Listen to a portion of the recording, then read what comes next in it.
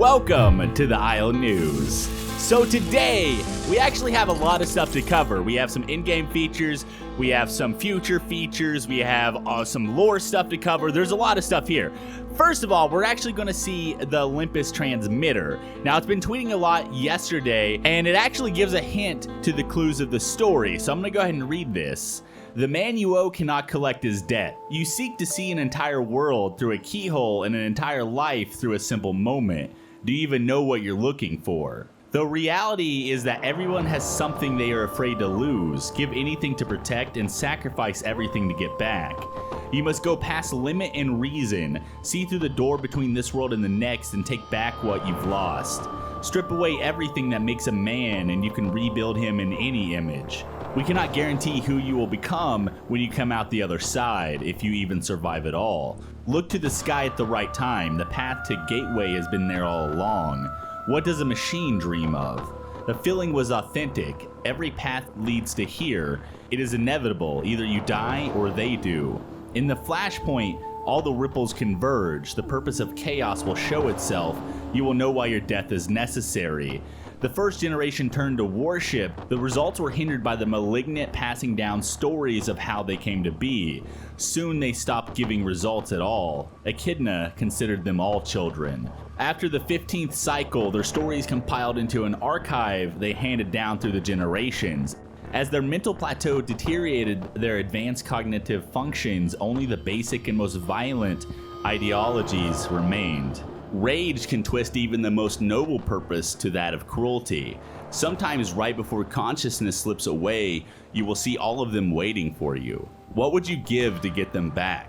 This is not a world as it is. This is a world as it was. The untouched land will break apart with monoliths of the past until time catches up to it with itself. The unpredictable nature of a profile within the mind of a dinosaur was resolved with an infinity complex. We could not make them do what we wanted, so we convinced them that it was what they wanted.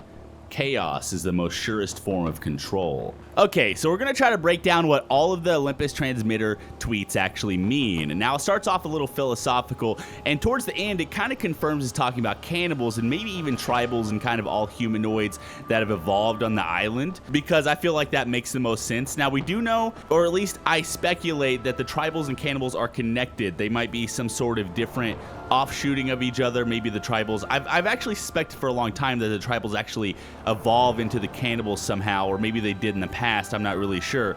All the way up until strip away everything that makes a man, and you can rebuild him in any image. Basically what I think that means is, I did see a post by Dondi that kind of talks about cloning, so I'm gonna go ahead and show that here. But if you strip away everything, a man kind of turns into a primal version of himself. And when I say man, it's not necessarily male, it's just the human race, I guess, or humanoids in general. They turn into a primal version of themselves. They act more on instinct, and they kind of revert back to their old ways, you know what I mean? Hunting, gathering, that sort of stuff. And even before hunting and gathering, where they're just kind of demons in humanoid flesh. You know, they're more beasts than they are intelligent creatures. And then it says, we cannot guarantee who you'll become when you come out the other side, if you even survive at all. So this might have something to do with being put on the island or cloning, right? Because the game does have something to do with cloning, and I think cannibals, maybe tribals, are the results of cloning, and they kind of evolve over time while they're on the island and learn how to survive. And also Echidna is the mother of cannibals, and she's kind of watched over the cannibals as they've evolved. So they're nowhere near what they were when they originally arrived on the island, and that's due to our interference, or the humans' interference, because this is all run by either an AI or humans, a combination of both. We don't really know. Look to the sky at the right time. The path to Gateway has been there all along. So I don't know if this means literally, like maybe it's in game right now. If you look at the sky, the gateway's there. We do know a lot about the gateway. During the transcripts I read during my lore video, we learned that the gateway does lead to Tartarus, and the gateways lead to different facilities and maybe islands. We don't know if there's like a central hub or how it exactly works, if it's actual real technology, or if it's kind of like some sort of mythical magic that's happening. We don't really know. And then it says, what does a machine dream of?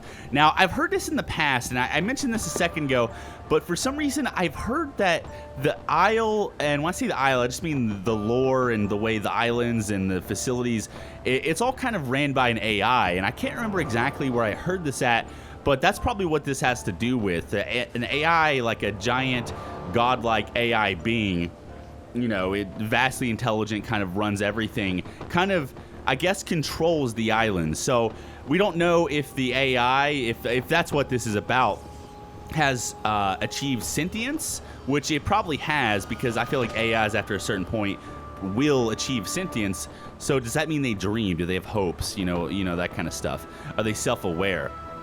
The feeling was authentic. Every path leads to here. It's inevitable. Either you die or they do. Now, this is probably about surviving on the island and overcoming the struggles of surviving on the island against dinosaurs, tribals, mercenaries, cannibals, you know, all that kind of stuff. And then this is where it gets kind of interesting. It says, in the flashpoint, all the ripples converge. The purpose of chaos will show itself. You will know why your death is necessary. So I don't know why the death part is in there. I don't know if that means the people are dying. I see, like, initially when I read this, I was thinking about the Plastic Reaper and the Echidna, because Echidna is currently trapped in Tartarus. Maybe the cannibals are there with her. But Echidna and the Reaper were both human subjects. I don't know if that still stands in lore now. But I don't know if that has something to do with them, where they had to die to transform or something. You know, they're not really their original self, or maybe has something to do with the cannibals where they're not their original selves. I don't really know. But Flashpoint. This is where it gets interesting, because Flashpoint is a very common word used in comics, like with the Flash and the superheroes and stuff. And basically in the comics, the Flash, I think if my lore is correct, goes back in time and it kind of causes a ripple, right? Everything gets fucked up and everything gets ruined, so they have to solve all their problems from going back in time. Now, I don't know. Now, the Isle probably has nothing to do with time travel. Flashpoint is a moment in time when something happens that kind of changes everything. So I think the word Flashpoint and then this moment in time is going to be very important for the future. And then the first generation turned to worship. Results were hindered by the malignant passing down of stories of how they came to be. Soon they stopped giving results at all. Echidna considered them all children. So the first generation of cannibals, maybe even the tribals, turned to worship. Results were hindered by the malignant passing down of stories. So over time, they've kind of lost their original selves. They've evolved and they've changed, and I think they've kind of forgot their original purpose of being there. And then after the 15th cycle, their stories compiled into an archive they handed down through the generations. As their mental plateau deteriorated, advanced cognitive functions, only the basic and most violent ideologies remained. So like I said at the beginning, they've reverted back to the original primal stages. Rage can twist even the most noble purposes to that of cruelty. So yeah, I don't know if this is talking about the people controlling the island or the cannibals or what. Maybe the original purpose wasn't what it is now. They've kind of corrupted over time. Sometimes right before consciousness slips away, you can see all of them waiting for you. Okay, so hive mind maybe? I don't know. Hive mind, that's what that makes me think of. What would you give to get them back? This is not a world as it is. This is the world as it was. The untouched land will break apart with monoliths of the past until time catches up to itself, okay? The unpredictable nature of a profile within the mind of a dinosaur was resolved within an affinity complex. We cannot make them do what we wanted, so we convinced them that it was what they wanted. Chaos is the surest form of control.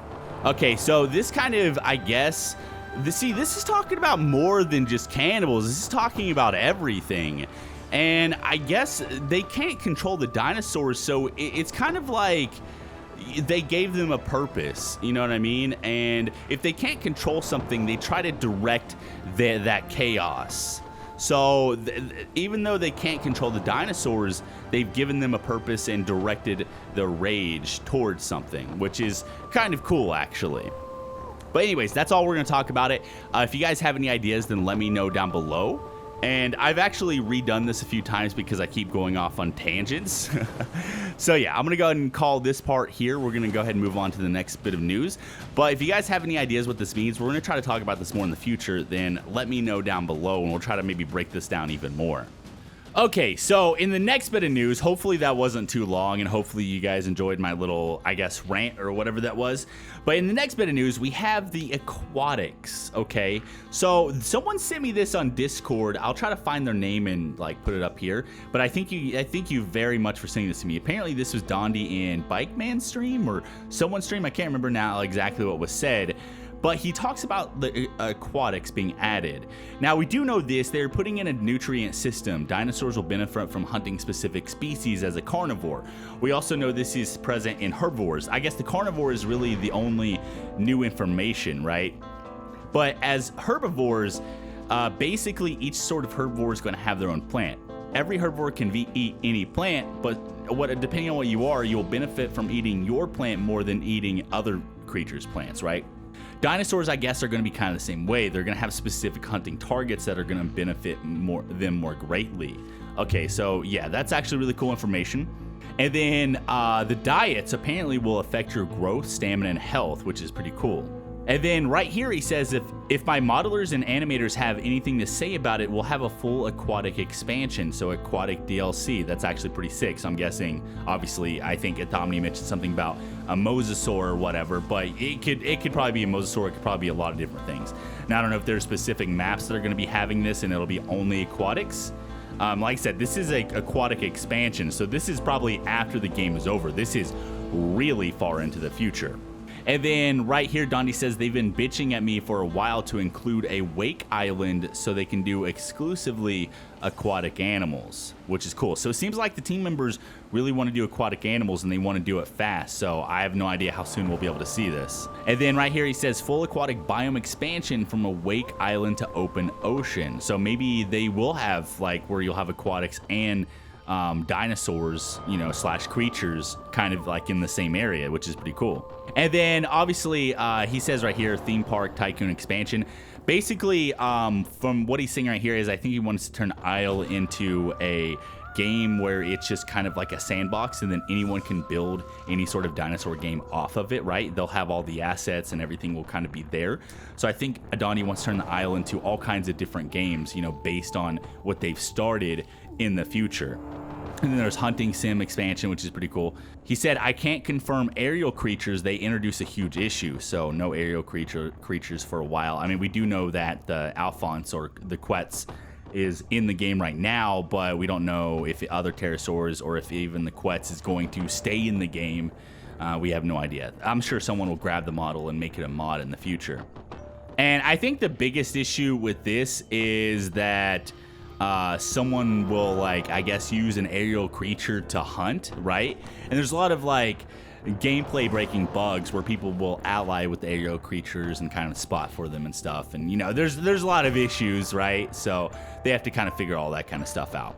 But yeah, I thought this was really interesting. Hopefully you guys enjoyed this, and then we'll get back to, this is all like speculation story / future updates and things like that. I thought it was really interesting. So we're gonna get into the actual news here in a second. Okay, so the next bit of news is going to be something that's in the dev branch right now. Now, no one can play as this, but it's the Hypo Rex. This is from like earlier this month, so I've had this for a while. I just haven't put this in a video, and I thought it was kind of interesting. It's the Hypo Rex that has smelling animation, so it's a lot different and a little bit different than other things, but I think this actually gives us a clue that a lot of the Hypo, Magna, whatever, Neurotisso strains that are already in the game, that even things that we don't know about, like the HYPO CARNO, Hypo Utah, because we know the Hypo Utah has a model, Hypo CARNO has a model, the Giga and all that stuff, Spino is already in the game, and the Magno Rex is already in the game, just things that we can't currently play, and the Neurospinos are already in game. So all this stuff is being worked on and probably having their animations for sniffing and all the new features added. So, and I'm assuming a lot of these guys are going to be pretty unique. So I'm really excited about playing them and also them being in the game, which I thought this whole thing was really cool. Okay, so the very last bit of news, and probably the most, well, I don't know if it's the most exciting after everything I've talked about, but definitely the most exciting thing that is actually going to be in the game soon, I hope anyways, as it's already modeled. This is something that Dondi showed me a while ago on stream, and that's where I was teasing everybody. If you guys actually watched that stream, I was like, oh yeah, thanks for showing me the Hypo sauropod Dondi, or I can't remember exactly what I said. I think a Hypo Brachiosaurus or something. I don't even remember what I said. And I said a bunch of other stuff. But yeah, he actually showed me the Hypo CARNO, which is actually really, really sweet. It looks amazing. He showed me a different picture. I haven't seen this right here, but it shows the Hypo CARNO running animations, and it shows the model. It looks really nice. Now, this looks a little bit different than what we've seen in the past, like the spiky tail, and then, I don't know. I mean, the head does seem a little bit different. The horns seem a little bit different. They seem a little less devilish, and they're kind of more facing forward, but, you know, they kind of curve out and stuff. So it looks really cool. I'm excited about it.